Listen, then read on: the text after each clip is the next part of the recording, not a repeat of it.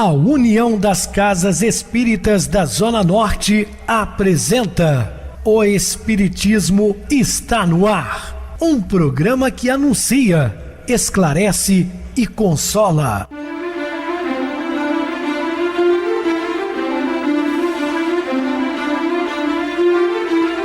Não se turve vosso coração.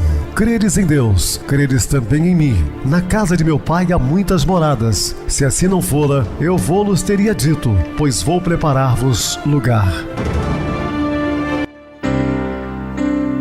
O Espiritismo está no ar. Sintonize esta frequência. Pare, pense na vida, faça perguntas. Uma ótima noite para você. Hoje, 16 de novembro de 2020, segunda-feira, está iniciando mais uma semana. Pedimos a Deus que nos abençoe. Rádio Clube Trans FM, sua voz é a nossa voz. Estamos também no YouTube, Viver Melhor. Se inscreva, deixe seu like, faça comentários, sua opinião é importante para nós. Eu recebo carinhosamente no programa meu querido amigo, expositor espírita Marco Kistema. Uma boa noite, seja muito bem-vindo. Boa noite, Pedrosa, boa noite, ouvintes. Tenhamos grandes reflexões nessa noite. Meus queridos irmãos, vamos voltar a estudar sobre a primeira religião monoteísta e também primeira religião abraâmica, o judaísmo. E dele surge então o cristianismo e o islamismo. Dúvidas, entre em contato conosco, ligando para a Rádio Clube FM, 0 operadora 32 3211 5697. Para falar comigo, utilize a Oi, 98801 2675. WhatsApp, 9844949, novamente 59. O e-mail, o espiritismo está no ar, @hotmail.com. Ou deixe seu recado no YouTube, Viver Melhor. Estamos sempre à disposição de todos os ouvintes. Vamos agora para aquele momento muito especial, que é o nosso momento de oração. Sintonize esta frequência. O Espiritismo está no ar. Momento de oração. Queridos irmãos, queridas irmãs, vamos elevar nosso pensamento a Deus, nosso Pai, Jesus, nosso Mestre, e agradecermos sempre pelas oportunidades de trabalho no bem. Muita paz, assim seja. Estamos apresentando O Espiritismo está no ar. Bem, meus amados irmãos, estamos de volta com o assunto da noite, falando sobre o judaísmo. Como eu falei, primeira religião monoteísta das três. Depois surge o cristianismo e o islamismo. E também uma das três religiões abraâmicas. Um ponto doutrinário fundamental da religião judaica é que não é a fé, nem a contemplação que solidificam a relação entre o homem e Deus, mas a ação. Isso nós sabemos que é indiscutível, eles cumprem realmente as leis, segundo eles, leis divinas, mesmo ainda com um Deus muito severo, diferente de um Deus apresentado por Jesus para nós cristãos, mas eles são fiéis, devotados à doutrina. Sendo assim, o judeu deve conhecer Deus não por meio da especulação mística ou filosófica, mas pelo estudo de sua palavra escrita, a Torá, e pela prece, pela prática da caridade e pelas ações que promovem a harmonia. Só para lembrar aos irmãos que a Torá é o Pentateuco mosaico, são os 5 primeiros livros da Bíblia, narrado por Moisés, o grande legislador do povo hebreu, e só o último livro, Deuteronômio, é que Josué completa, porque ele faleceu um pouquinho antes da conclusão. E é chamado então de Torá, ou a Torá. A lei mosaica foi a precursora direto do Evangelho de Jesus. O protegido de Talmud foi inspirado a reunir todos os elementos úteis à sua grandiosa missão, vulgarizando o monoteísmo e estabelecendo o decálogo, que nós sabemos que são os 10 mandamentos, e o filho de Talmud aqui se refere a Moisés, sob a inspiração divina, cujas determinações não são, até hoje, a edificação basilar da religião, da justiça e do direito. Moisés foi o primeiro a tornar acessível às massas populares os ensinamentos somente conseguidos à custa de longa e penosa iniciação, com a síntese luminosa de grandes verdades. Então, indiscutivelmente, Moisés foi o primeiro e grande revelador do Deus único, né? Tem ali o início do monoteísmo. Nós já falamos que ele, mesmo assim, ele não consegue tirar aquela visão antropomórfica de Deus, mas, indiscutivelmente, ele deu o pontapé inicial para a crença de um só Deus. Tudo iniciou-se através dele. Para a fé judaica, Deus é uma presença ativa no mundo, de forma abrangente, e na vida de cada pessoa isoladamente. Deus não criou simplesmente a humanidade e dela se afastou, deixando-a entregue a si mesma. Ao contrário, a humanidade é totalmente dependente de Deus para evoluir e para ser feliz. Como Deus é também pessoal, está envolvido diretamente em todos os aspectos da vida de cada pessoa, podendo responder, em particular, às aspirações individuais durante a prece. Por este motivo, os judeus oram 3 vezes ao dia, manhã, tarde e noite. Olha, meus queridos, isso é uma missão sagrada deles, é uma tradição que eles não mudam. E onde estiverem, em qualquer nação, essa prática de orar 3 vezes por dia. Nas práticas do Sabat, ou seja, 7º dia da semana, reservada ao descanso, e nas festas religiosas. Então, além desses 3 dias, ainda tem uma atividade no sábado, que segundo eles foi o dia que o Senhor descansou, após ter construído o mundo em 6 dias, com a sua visão, né? Então eles guardam o sábado e também as festividades religiosas, principalmente a Páscoa, né? Os judeus não aceitam o dogma do pecado original, que é aquele pecado comentado pelos cristãos, de Adão e Eva, né? E aquele paraíso, defendido pelos católicos e protestantes, ou seja, não todo o cristianismo, mas parte do cristianismo, entre os nossos irmãos de fé católica e protestante. Nós espíritas também não cremos. Analisam que esses religiosos fizeram interpretação literal do Gênesis. Os rabinos escreveram no Talmud, item 31. O sentimento profundo de nossa liberdade moral se recusa a essa assimilação fatal, que tiraria a nossa iniciativa, que nos acorrentaria num pecado distante e misterioso do qual não temos consciência. Se Adão e Eva pecaram, só eles cabe a responsabilidade de seu próprio erro. Ou seja, o próprio Velho Testamento vem contradizer nessa ideia de que um ser inocente possa pagar pelos erros do pai. Mas, pelo contrário, né, aquele que comeu a uva, os verdes vão embotar os seus dentes. Ou seja, somos responsáveis pelos nossos atos e ações. Não vamos herdar de ninguém um problema que o pai ou a mãe cometeu. Nem o juiz na terra vai imputar uma lei tão severa a um filho pelo um erro cometido pelo pai. Por que Deus, esse ser bondoso, ia fazer isso com a humanidade, né? E uma outra coisa que eu chamo a atenção, chega a ser jocoso, né? Porque alguns co-irmãos dentro do cristianismo acreditam que Jesus é Deus. Bom, partindo desse pensamento, Deus então vai cometer o maior equívoco de sua vida, porque ele cria lá Adão e Eva, e eles pecaram.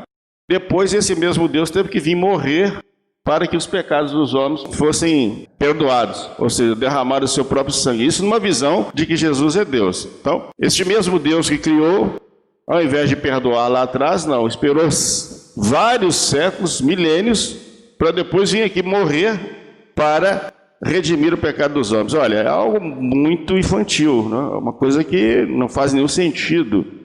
Se nós, encarnados e atrasados, sabemos perdoar, por que Deus teria que passar por um sofrimento tão grande? Claro que isso é uma visão dos nossos irmãos de fé de outras correntes dentro do cristianismo e não nossa de espiritista, bem como também não a dos judeus. A reencarnação fazia parte dos dogmas dos judeus, sob o nome de ressurreição. Na verdade, essa ressurreição para os judeus seria o último estágio da reencarnação. Só os saduceus, cuja crença era de que tudo acaba com a morte, não acreditavam nisso. As ideias dos judeus sobre esse ponto, como sobre muitos outros, não eram claramente definidas, porque apenas tinham vagas e incompletas noções acerca da alma e de sua ligação com o corpo. Criam eles que um homem que vivera podia reviver, sem saberem precisamente De que maneira o fato poderia dar-se? Designava pelo termo ressurreição, porque o Espiritismo mais judiciosamente chama de reencarnação. Reencarnar é voltar a ter novamente um corpo de carne. O Velho Testamento também fala que eu os retirarei das tumbas e derramarei sobre vós carnes novas, ou seja, o homem renasce. E depois Paulo de Tarso vai esclarecer que a ressurreição é do espírito e não do corpo. Semeado o corpo animal, ressuscitará corpo espiritual. Que é uma diferença.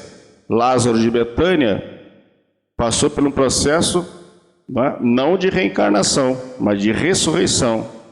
Já Elias, citado por Jesus no Monte Tabor, no capítulo 17, ele afirma que este era o Elias que havia de vir, fazendo referência a João Batista, o pregador do Jordão. Aí é um processo de reencarnação. Os judeus não tinham essa ideia tão completa, mas sabiam. Tanto é que quando o próprio Cristo pergunta: quem diz o homem ser o filho do homem? Uns dizem que era Elias, Malaquias, ou um dos profetas que havia de vir. Ou seja, eles tinham a ideia de que o homem voltava novamente à vida física, não tão definida e tão esclarecida como é hoje a doutrina espírita. É importante assinalar que, a despeito de os judeus representarem uma raça de profetas e médiuns notáveis, em Deuteronômio, no capítulo 18, versículos de 9 a 12, existe a proibição mosaica de evocar os mortos.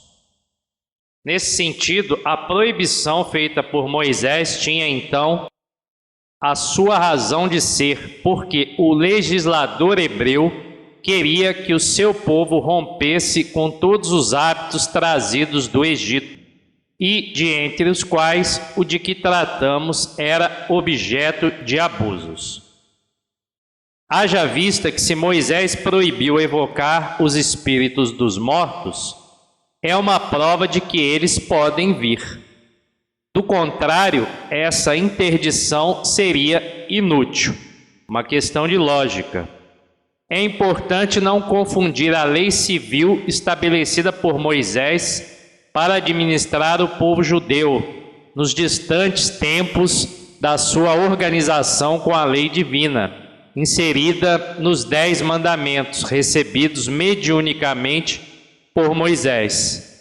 Na lei mosaica, há duas partes distintas: a lei de Deus, promulgada no local Monte Sinai, e a lei civil ou disciplinar, decretada pelo próprio Moisés. Uma é invariável, a outra, apropriada aos costumes e ao caráter do povo, se modifica com o tempo. Então, o que está nos 10 mandamentos são mandamentos invariáveis, independem da época, do tempo, da cultura, enquanto a lei promulgada por Moisés é uma lei que deve ser adequada aos costumes, ao caráter de cada povo e vai se modificando ao longo do tempo. Há na atualidade uma corrente do judaísmo denominada judaísmo messiânico, que procura unir o judaísmo com o cristianismo, conscientes de que Jesus é o Messias do povo judeu. É importante estudarmos e destacarmos também alguns livros sagrados do judaísmo. Os ensinamentos religiosos do judaísmo estão consolidados em obras como, primeiro, a Torá, que significa a correta direção e, por extensão, ensinamento, doutrina ou lei. A base da Torá é o Pentateuco mosaico, existente no Velho Testamento e que representa a lei escrita de Deus, cujo núcleo central é o Decálogo. O primeiro livro é Gênesis, que trata da origem do mundo e do homem. O segundo livro é Êxodo, que narra a fuga dos judeus do cativeiro do Egito. O terceiro é Levítico, que trata das práticas sacerdotais. O quarto é Números, que traz os recenseamentos do povo judeu. E o quinto livro é o Deuteronômio, com discursos de Moisés e o Código de Leis Familiares, Civis e Militares. Existe também a Torá oral, ou lei oral, ou Mishnah, que explica o Pentateuco mosaico. A Torá é um rolo de pele de animal kosher, disse de animais ruminantes que possuem pata fendida, tais como o boi, o cervo, a ovelha e o carneiro. É lógico que nessa época havia uma dificuldade muito grande em se reproduzir ensinamentos em papel, ainda não era acessível, então eram usados rolos de pele de animal, contendo os 5 primeiros livros bíblicos. As cópias da Torá existentes em todas as sinagogas do mundo têm exatamente o mesmo texto na sua integralidade. Escritos poéticos são outro texto. Entre eles há os 150 salmos, que representam os escritos de maior significado histórico e religioso do Velho Testamento. Surgiram possivelmente em 587 a.C., antes da destruição de Jerusalém. Foram elaborados para os serviços do templo e para a comemoração de festas judaicas. Cerca de metade dos salmos é de Davi, significando isto que muitos foram escritos por este ou para este rei. Outro escrito poético reconhecidamente notável, de notável beleza, é o livro de Jó, que aborda o significado do sofrimento e a justiça de Deus. O Talmud, ou Talmud, ou estudo, é a principal obra do judaísmo rabínico, porque, segundo a tradição, Moisés não recebeu apenas a lei escrita de Deus, a Torá, mas também a lei falada, que deveria ser transmitida oralmente para complementar o entendimento do que está escrito. Essa é a forma de que os rabinos orientavam os seus fiéis e estudavam os ensinamentos do judaísmo. Do Talmud originam-se todas as normas aláquicas, ou fundamentos das leis judaicas, e orientações não aláricas, ensinos éticos e interpretação de textos bíblicos. O Talmud expressa a essência da cultura e da religião judaicas, assim como o caminho espiritual que o povo judeu deve seguir. Há 2 tipos de Talmud, o da Babilônia e o de Jerusalém. O Talmud babilônico consiste na compilação ou na reunião das leis, inclusive a Torá, tradições, preceitos morais, comentários, interpretações e debates registrados nas academias rabínicas da Babilônia e de Israel por volta do século V, abrangendo um período de 1000 anos, do século V a.C. ao século V depois de Cristo.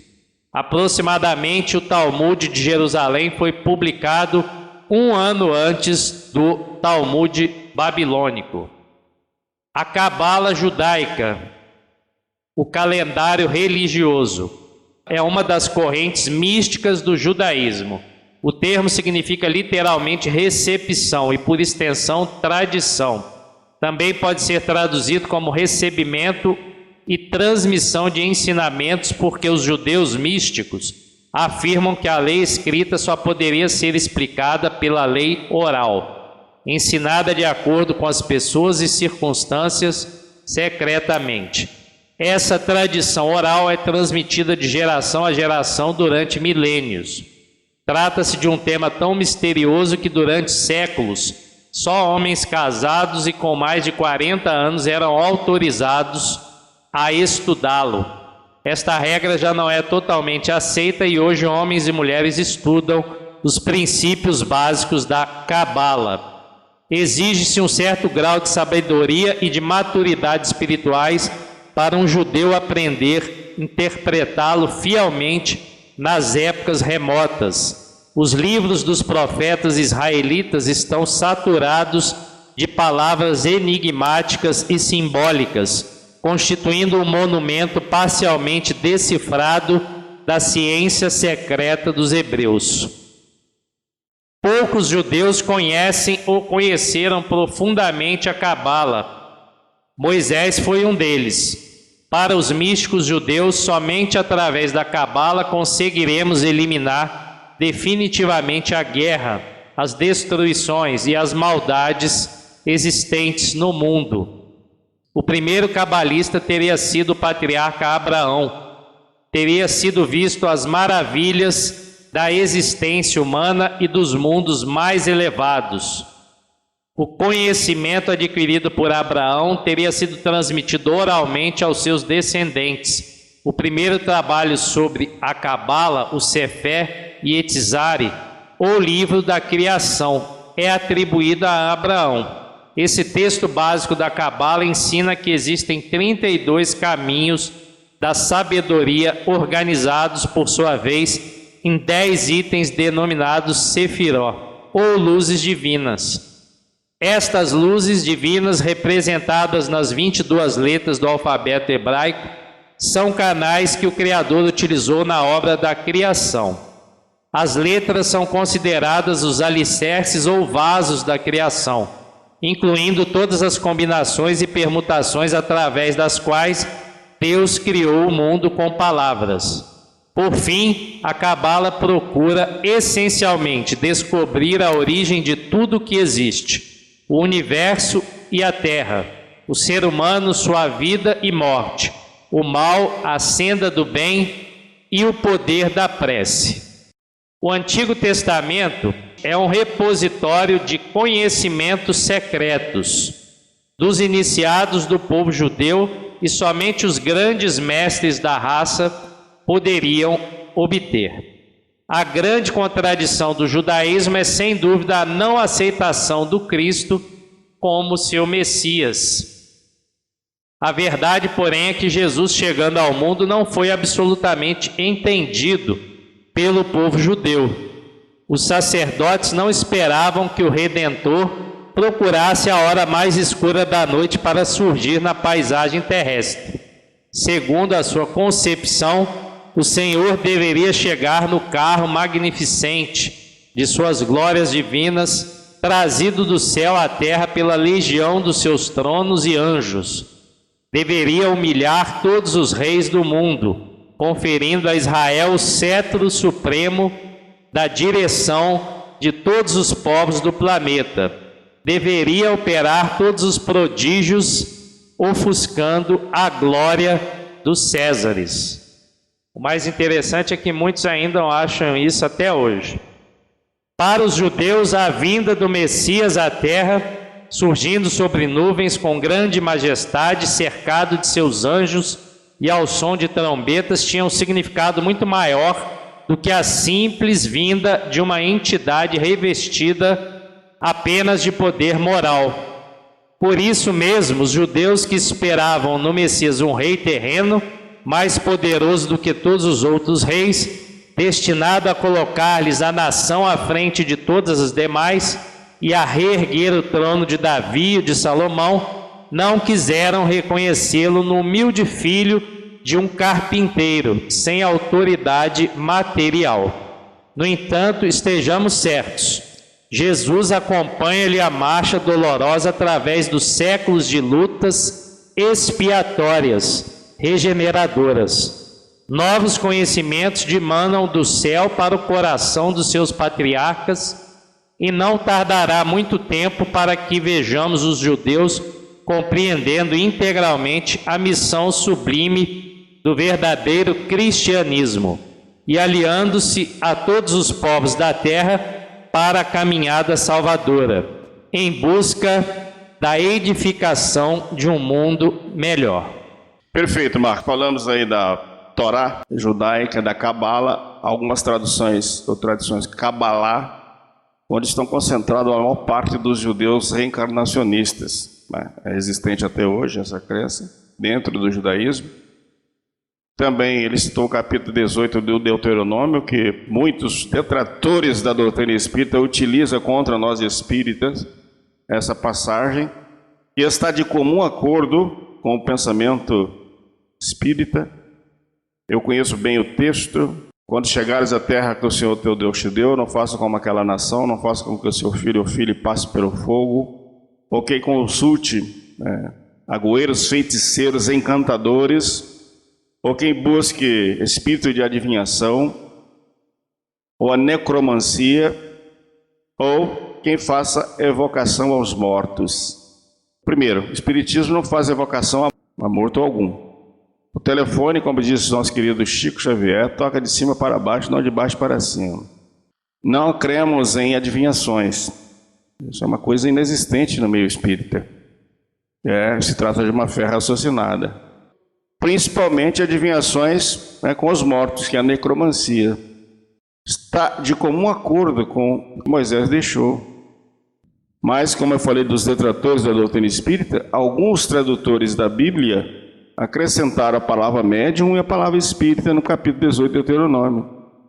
Uma lástima, porque o espiritismo é uma palavra nova criada por um francês, Hippolyte Léon Denis Rail, que ao lançar o livro dos Espíritos, no dia 18 de abril de 1857, ele chama essa nova doutrina de espiritismo e utiliza o pseudônimo de Allan Kardec. Então, é uma palavra que não existia em 1856, para você ter uma ideia.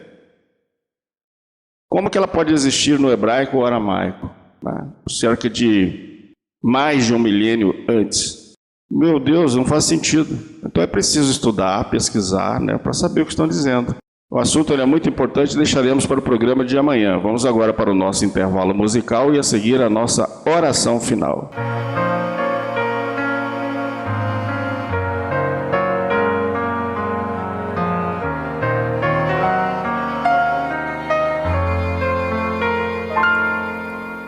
Poderosa força que ilumina o meu ser, guia meus passos, me ensina a viver, cruzando os horizontes, vencendo os meus defeitos, com a luz do saber, pela virtude de amar. Com tua força tamanha, ó Cristo, me ajude a derrubar as barreiras da vida que eu venha encontrar. E eu venho pedir a ti, ó Pai amigo, que a vida estás a sustentar. Dá-me tua certeza de um dia eu poder chegar a ver-te nos olhos que choram, nos pobres e aflitos, em todas as coisas criadas por ti. Eleva minha alma, me faz tão perfeito, me leva a saber que estás dentro de mim. Ó Pai nosso que estás no céu, santificado seja o teu nome, em favor de todos, ó Pai nosso que estás no céu. Santificado seja o teu nome, em favor de todos nós. Com tua força tamanha, ó Cristo, me ajude a derrubar as barreiras da vida que eu venha encontrar. E eu venho pedir a ti, ó Pai amigo, que a vida estás a sustentar. Dá-me tua certeza de um dia eu poder chegar a ver-te nos olhos que choram, nos pobres e aflitos, em todas as coisas criadas por ti. Eleva minha alma, me faz tão perfeito, me leva a saber que estás dentro de mim. Ó Pai nosso que estás no céu, santificado seja o teu nome, em favor de todos, ó Pai nosso que estás no céu. Santificado seja o teu nome, em favor de todos nós.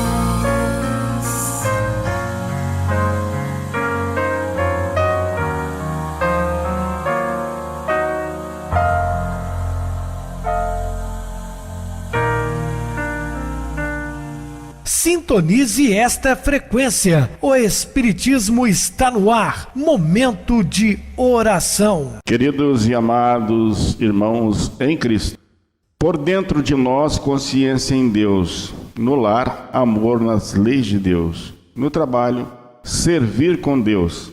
Na rua, seguir com Deus.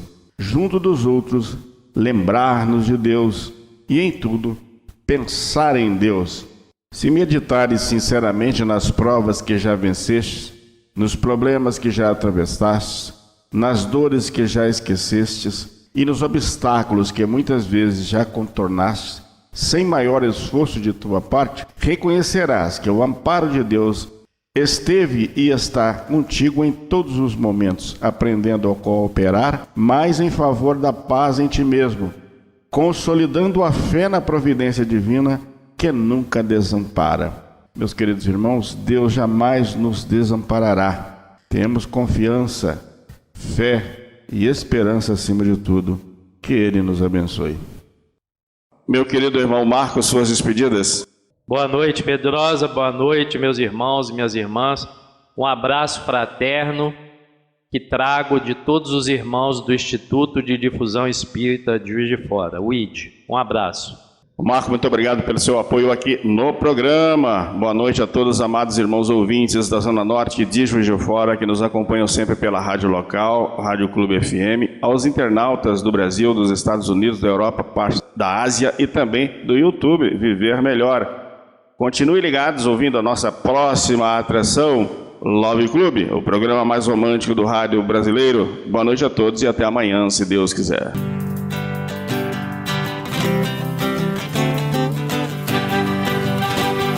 A União das Casas Espíritas da Zona Norte apresentou O Espiritismo está no ar, anunciando o Evangelho de Jesus, esclarecendo sua mensagem, consolando corações. Olhe pro céu e descubra imagens de luz. Sinta em Jesus o amor todo que Deus te deu. Pense no bem, no melhor em que pode fazer. Seja o que for, também vai receber. De coração, ajude-me, irmão, a caridade é o caminho do amor. Faça ainda que possa sofrer, pois bênçãos de Deus há de ter. Ame, perdoe e viva melhor a natureza, o céu e o mar. Veja o encanto que a vida nos dá, a chance eterna que temos para amar.